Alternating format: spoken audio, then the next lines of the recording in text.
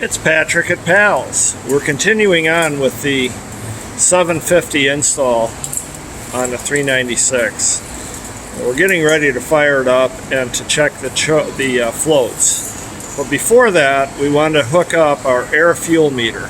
So what this does is it puts an oxygen sensor into the tailpipe. You got one on one side, one on the other, and then it can read both banks. The idea is, as you're setting up your car, the ultimate mixture is 14.7 to 1 for regular fuel. With ethanol, and most cars have ethanol now, if you're going to run ethanol, you can actually go up to 15.2, 15.3. Sometimes you can get away with 15.5 even. But you want to make sure that your air fuel mixture is set properly. If it's too lean, it'll cause detonation. And if it's too rich, you'll get terrible fuel economy. So you need an air fuel meter to make this exact.